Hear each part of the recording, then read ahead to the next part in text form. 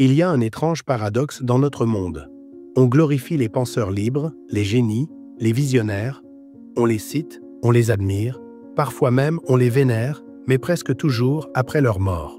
Mais ce que l'on oublie, c'est que ceux qui pensent différemment payent souvent un prix terrible. Un prix que peu sont prêts à assumer. La solitude, le rejet, l'incompréhension. Penser autrement, ce n'est pas juste être original. C'est souvent être seul contre tous. Friedrich Nietzsche en est l'incarnation parfaite. Philosophe de la rupture, du surhomme, de la volonté de puissance. Mais aussi homme brisé, isolé, incompris. Nietzsche n'était pas simplement un penseur en avance sur son temps.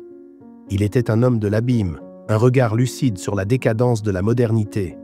Son histoire, c'est celle de tous ceux qui voient au-delà du voile, de ceux qui refusent les dogmes, les conventions, les vérités faciles.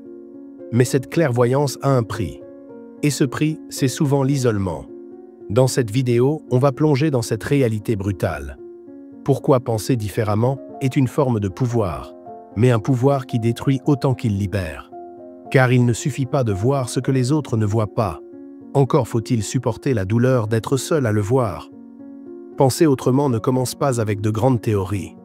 Cela commence par un doute silencieux. Un regard qui se pose là où personne ne regarde. Une sensation étrange que ce que tout le monde croit n'est peut-être pas vrai. Et c'est là que naît l'esprit libre. Celui qui voit ce que les autres ignorent, ou refusent de voir. Nietzsche a osé voir. Il a osé regarder la morale en face, sans filtre, sans justification divine. Il a osé dire que le bien et le mal ne sont pas absolus, que les religions ne sont pas vérité, mais inventions humaines pour contrôler les masses. Il a osé affirmer que derrière les valeurs de compassion et d'humilité se cache la faiblesse déguisée en vertu. Il ne restait plus rien de sacré à ses yeux. Et cette lucidité, cette capacité à remettre tout en question, faisait de lui un danger vivant pour l'ordre établi. Mais cette lucidité a un prix. Car plus on voit la vérité nue, plus on se rend compte que le monde repose sur des mensonges partagés. Penser par soi-même, c'est comme se débrancher de la matrice. On sort du confort, de la chaleur du troupeau. Et on entre dans un désert glacé, celui de la liberté, où il n'y a plus d'autorité à suivre, plus de règles préécrites, rien que le vide et sa propre conscience. Et ce désert, beaucoup ne veulent même pas le regarder. Alors, quand quelqu'un ose y marcher seul, on le traite de fou, de dangereux, d'arrogant. Mais au fond, ce qu'ils craignent, c'est de devoir ouvrir les yeux à leur tour. Il y a quelque chose de tragique, presque ironique, dans le sort réservé aux esprits brillants. Le génie dérange, le génie fait peur, le génie est souvent seul. L'histoire est remplie de penseurs rejetés, méprisés, réduits au silence. Mais peu d'exemples sont aussi frappants que celui de Friedrich Nietzsche. De son vivant, on le prenait pour un fou. Ses livres se vendaient à peine. Ses idées, trop radicales, trop subversives, étaient ignorées ou moquées. Les intellectuels de son époque le considéraient comme marginal, inapte à la vraie philosophie. Mais après sa mort, tout change. On découvre sa profondeur, sa lucidité, son génie. Et soudain, celui qu'on traitait de délirant devient une icône de la pensée moderne. Et ce paradoxe soulève une vérité dérangeante. Le génie ne brille pas toujours sous les projecteurs. Il éclaire souvent les ténèbres que les autres refusent d'explorer. Celui qui refuse de penser comme le groupe, celui qui remet en cause les vérités partagées, devient une menace. Non pas parce qu'il est violent, mais parce qu'il brise l'illusion du confort intellectuel. Dans une société où le consensus est roi, le penseur indépendant est vu comme un virus. On ne veut pas de ceux qui déstabilisent.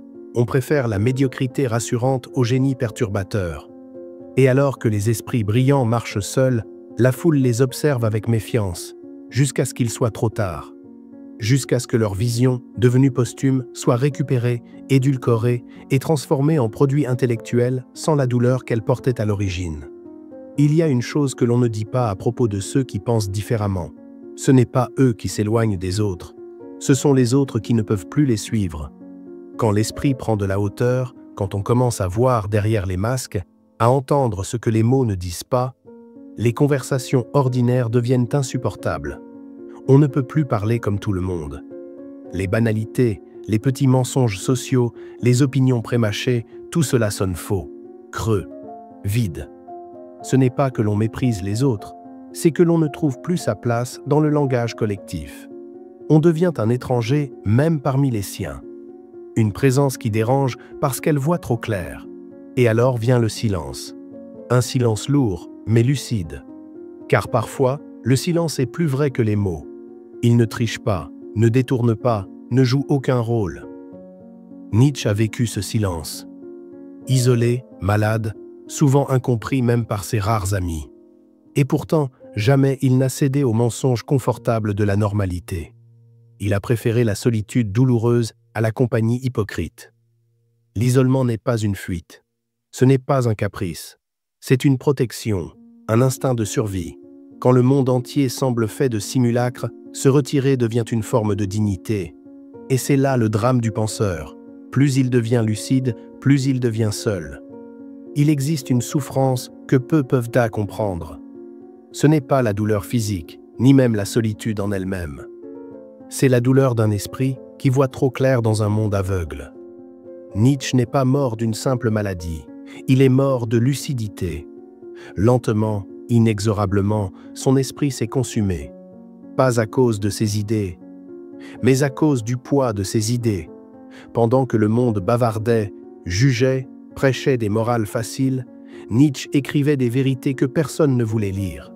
Il observait la chute de l'humanité dans le nihilisme, l'effondrement des valeurs traditionnelles, la montée d'un vide intérieur que la modernité tente encore de combler aujourd'hui. Mais voir aussi loin, trop tôt, peut briser un homme, et c'est ce qui lui est arrivé. Sa dernière décennie s'est passée dans le silence, l'ombre, la folie, un génie enfermé dans son propre esprit, tandis que le monde, lentement, commençait à peine à lire ce qu'il avait déjà pressenti depuis longtemps. Car le génie paie.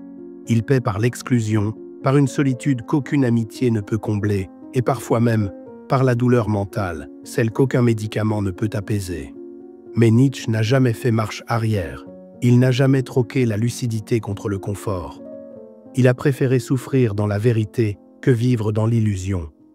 Et c'est peut-être cela, au fond, le plus grand acte de courage. Accepter la douleur de voir, quand tous les autres préfèrent refermer les yeux. Il y a un point commun entre tous les esprits qui ont marqué l'histoire. Ils ont d'abord été rejetés, moqués, méprisés, censurés, et parfois même persécutés. Socrate a été condamné à mort.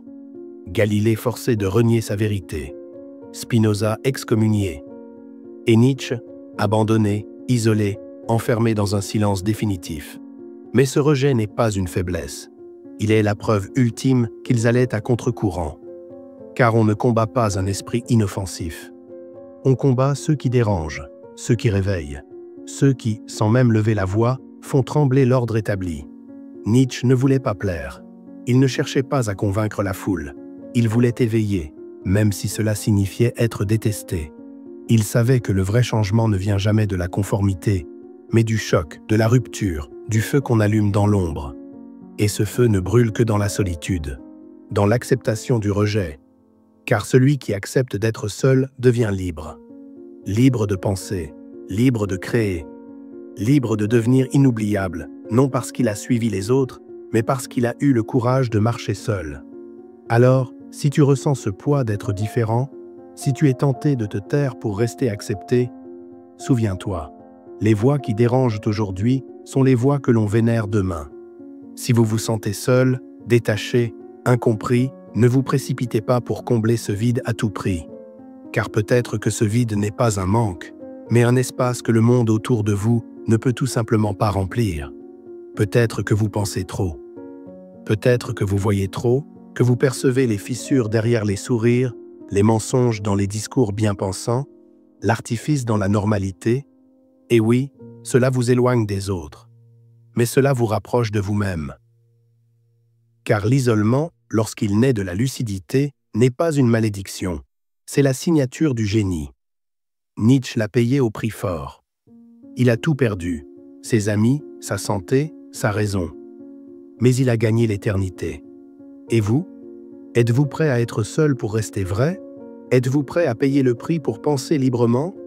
Car le confort est accessible à tous. Mais la liberté intérieure, elle, a un prix élevé, mais que seuls les esprits éveillés osent payer.